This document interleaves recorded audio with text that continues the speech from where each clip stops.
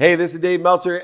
It's Entrepreneurs, the Playbook. I'm so excited. I have a special guest, Divel, and she is the vice president and partner at my favorite restaurant. I built a house right above where it's at today. I went there last weekend on my anniversary, Creek Grill. If you haven't been there, you're making a huge mistake of your time. Welcome to the Playbook, Sri. Thank you so much. It's such an honor to be here. Thank you. An honor. The hardest part about having you on the Playbook is your name. And not just for me, my entire team. But anyway, that name is special. Yes. And I immediately picked up on it, even though I couldn't pronounce it correctly. What is the significance of such a unique, beautiful name like Sri? Absolutely. So my mom studies spiritualism, and she's very into that world. And so she always knew my dad was a fireman. She was a realtor, but she's a hippie at heart. She's very spiritual. So she always told my dad, if we ever have a girl, it's going to be Sri. And I don't know if they didn't research it enough or what, but it definitely is, it kind of means like the top level of enlightenment. So you can't really they put it to people who study spiritualism, people who have donated time and effort into, I wouldn't say the religion, but of the way of life. And so that just basically means that I've reached the top. So I was born that way. It means omnipresent, the all-knowing. I would say that's pretty accurate. No, just kidding. I love it. I think so. Just real quick question too, probably something that no one's asked you though, is how did your dad react to the spirituality of your mom? Because your parents are a little bit older than I am, not much. And I was completely resistant of my kind of hippie wife who I adore and still do. Yeah. But at the time, I really didn't understand it and didn't believe in it. Well, your dad's a fireman. Most of firemen are not that spiritual, especially back then. But what was their relationship with spirituality in your mom's kind of trajectory? I think you kind of hit it on the head. I think my dad was supportive, but I wouldn't say he didn't understand it, but I just think that he wasn't into it. And the fireman family is a very strong knit family. And even to this day, my dad's been passed for maybe 5 or 6 years and I still connect with all of them. It's a really strong family, but I don't, maybe now more so because it's more popular and more mainstream, but I think he was supportive, but kind of how you described too, it wasn't like that's what we like dove into as like a family or anything like that. My mom always kind of did it on her own. She meditated a lot. So she would always kind of go in the bedroom and meditate and spend her 30 minutes to 2 hours, and she always came out. I always told her, I said, you have like this glazed over look. And she's like, well, yeah, I just meditated for 2 hours. So I was like pretty sure she had all the answers at that point. And speaking of the answers, you're in a very interesting space, hospitality. Yes. And the reason I love hospitality is I love to be of service. Mm-hmm. And I think at the core, that's the foundation of someone that's good at what they do in the industry of hospitality, is being able to not only put other people first, but to have an enlightenment of what it is to be of service to that person, because all the people are not the same that come into the Salt Creek Grill or into a hotel. And so, how have you been able to apply your enlightenment, your different way of looking at things into the hospitality industry? Definitely. So what you said, at service, that's exactly what we are. So it's a really unique industry where no 2 days are the same, but it's also, you are there to service. So, what the hospitality industry promises is, for Salt Creek Grill's instance, we promise you that amazing plate. And there is so much work that goes into that one plate. Take our ribs, for instance. I mean, I got to pick on my favorite. You have, from the farm to, there's so many different dynamic industries that feed into the hospitality industry. And sure, your server is like the front line, right? So, but there's so many chefs, there's so many things that go into it. So although you see your server, that one plate took 65 people just to get to you. And sometimes people will get frustrated with the industry, or, like, oh, I had bad service at this one place. And it's like, okay, well, of course we can miss the mark sometimes, but for the most part, our heart is pure. We're there to serve you. So it sounds silly, like an iced tea or something like that, but that takes time and effort for us to have done. And at Salt Creek Grill, we have such a prideful way of everything we do. Our chef, our executive chef, Hector Arroyo, I mean, you should see some of the stuff that he's putting out. I mean, he's got chops and his food, and you can watch him talk about food, and you know, he almost gets giddy. And I'm not kidding, he got a smoker, and he was like a little kid in a candy store. I was like, chef, you know, he's like, do you think it needs more smoke? Add more smoke. And it just is so silly, you know, it's such a funny industry because there's so much work, and our only promise is that we deliver a great plate, and there's so much that goes into it, and it's so much service and so much put out, and it really does take a specific type of person to be in the hospitality industry. And one of the other characteristics in the hospitality industry that you guys do so well, and it's a misinterpreted word, it's called responsibility. Mm-hmm. Different than accountability. I always say accountability is your participation in other people's perception, learning the lessons from that. But responsibility really is more applicable to the hospitality industry, and it's how response-able are we? Mm-hmm. And this is an old Covey idea, just in case you're not old enough to know Covey. But I see that in the hospitality. You talked about how many different things go into and how many different hands have touched, you know, in order to deliver the perfect ribs to me. Right. But when that happens, there's a lot of humans involved and a lot that can go wrong. Mm-hmm. And so we have to have this responsibility, this able response. Right. And I think sometimes, you know, just like in a podcast, if I mispronounce someone's name, I have to be responsible. Right. And to be accountable, yes, but to be able to deal with the human aspect of being human and making a mistake, even though I'm doing my best, learning lessons and having fun. How do you pick that out? Because I've noticed when I come in to your restaurant specifically, mistakes are made. Mm-hmm. But people seem very response-able. They're not only accountable, but they have the appropriate response when a mistake is made. That's a difficult thing to train, but yet it seems like you guys have done a great job in that. Yeah, absolutely. There's a lot of problem solving on the fly. So, you know, problem solving that you have to do now, and whether that's the server, the chef, you know, sometimes an overcooked steak can ruin a surprise engagement or something else. So again, it goes back to it's just that plate, but it's so much more. So we really empower our servers, our staff, our chefs, our dishwashers with kind of like the method of solving things. So, you know, your steak is overcooked, you go back to the chef, or, you know, a plate is dirty, you go back to the dishwasher, and you kind of are empowered. As long as you know everything throughout the restaurant industry, of the restaurant itself, inside and out, you can really problem solve on the fly. And usually that's the face of the server or bartender or something like that. But that, again, it goes back to there's management, there's GMs, assistant managers, there's so many people to support each person. As far as responsibility, when we were talking of the farm or something like that, we like insanely track where our food comes from, where it comes, like what van it came on, the temperature of the van. There's a lot of that goes into it.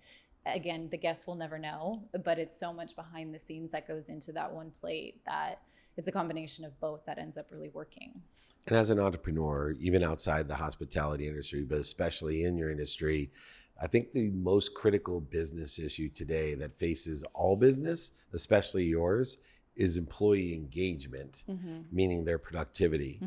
There's so many people that are there, but they're not there. Right. And then there's so many people that aren't there, even within the context of this new world of the pandemic and other things that went on. How have you been able to do such a great job of recruiting the talent, retaining the talent, but most importantly, engaging the talent? Absolutely. I mean, there's no surprise in any industry. The last 2 years have been really rough. The hospitality and just restaurants in general, restaurants in California had a little rough go at it. We were opening and closing, and you know, a lot of our servers, because we have been around for 25 years, they look to us for guidance. And at the time we didn't have it. So it was, are we closed? Are we not closed? Well, they have to put food on the table for their kids. And so we were kind of left like, okay, we're going to try. We tried to hold on to everyone for as long as we could. It's just one of those things that when we reopened, the majority of our staff that has always been with us came back. And it was a true testament to how we are with them. You know, one of our owners, Tim McCune, he's in the restaurant all the time. He's talking to the staff. He's meeting the servers, the dishwashers, everyone. So I do feel that there's a family that you build once you're in the restaurant industry. And so engaging with the staff, finding out what their goals are. There was one gentleman who said, you know, candidly, I just really like to go back to school. I dropped out as a freshman. And I said, let's get you involved in GED. Let's see what we can do. You know, those tests are, you know, relatively inexpensive, maybe $150, but let's see what we as a company can do for you. And just keeping that, it builds a sense of loyalty. But I'm also interested in his best interest. I know maybe he's not going to be with us forever, but if he can give us another year and we can support him while going to school, modify his schedule, do those types of things, I want to do that for him. So we keep him engaged and we keep him loyal through our family.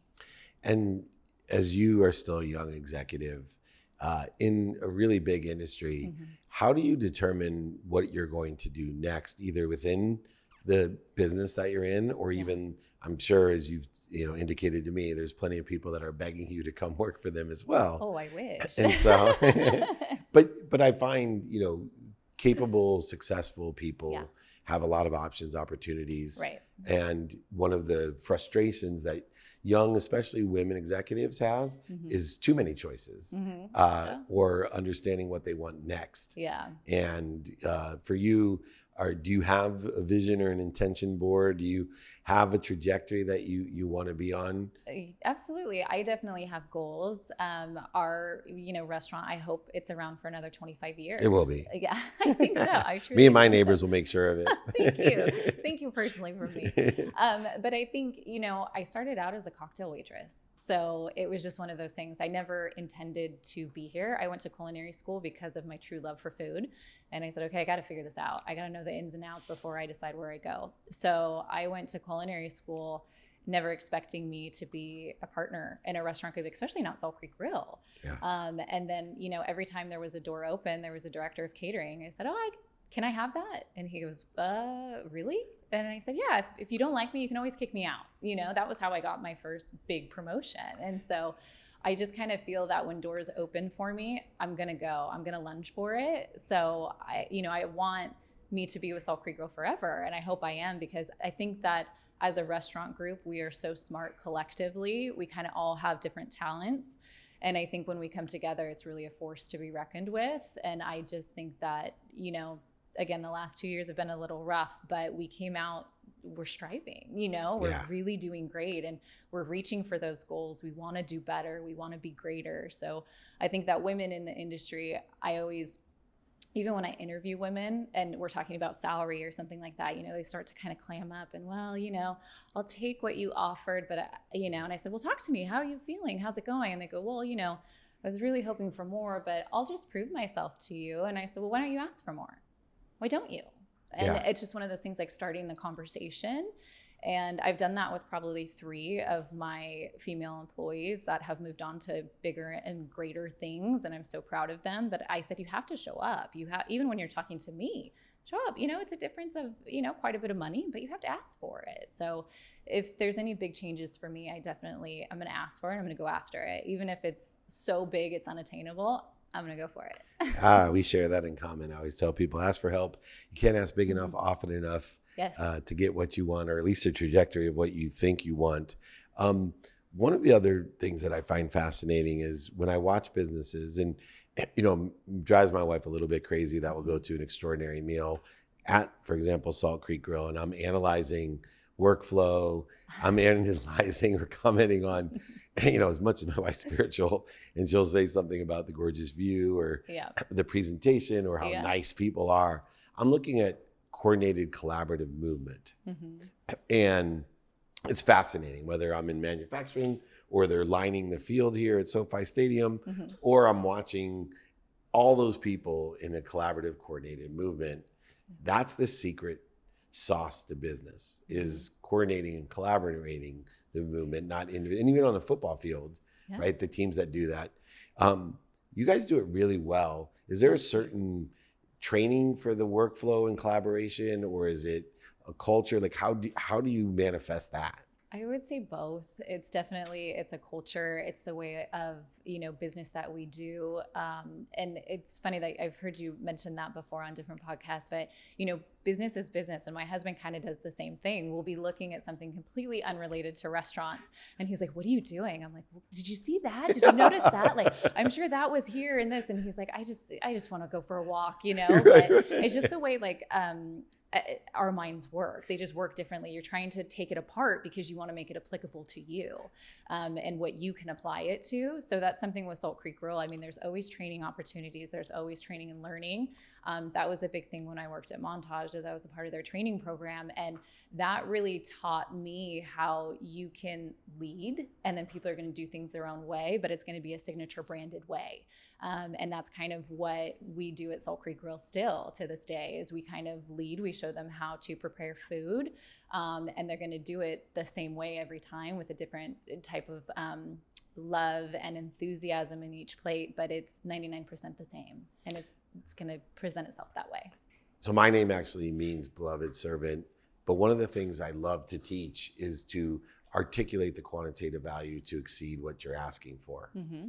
It's more than just knowing your value. It's more than feeling worthy of the value. Mm-hmm. But in the hospitality business, if you're charging a certain amount for a coffee crusted filet New York steak, right? New York steak, sorry. Or, more for a martini than other places. Right. You have to be able to articulate the quantitative value of that by truly your actions and the product itself. Uh-huh. How are you able to articulate that value in your business? I think it goes back to knowledge, knowing the product, knowing our worth, knowing the value. So we have an example that just happened recently. We just spoke on a conference call about it, but it was the smoker that I mentioned. Yeah. We did a smoked prime rib for $54, and that blew our mind. We've never been that high price point. We think we priced ourselves out. It's too expensive. We sold out within the first 2 hours.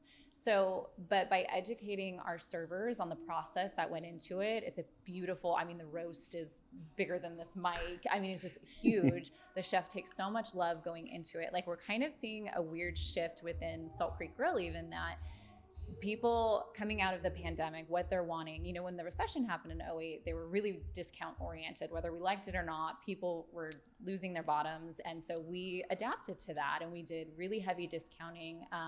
So now we're starting to see people want the value for what they want. They want how do I describe this? But they want what they want, and they'll pay you for it, but they want it great. There's no room for good. They want it great. And by showing our servers the value and the love that it takes to, the smoked prime rib is a really weird example, but it's if you would just, we sold out, and, we were up in arms. Oh my gosh, $54. This is, we've never been that high.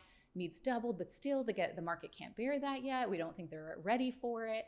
Sold out in 2 hours. By 6 o'clock, we were totally out of the smoked prime rib. So I think people inherently know that in some way, and they want a specific thing, and they're going to go for it.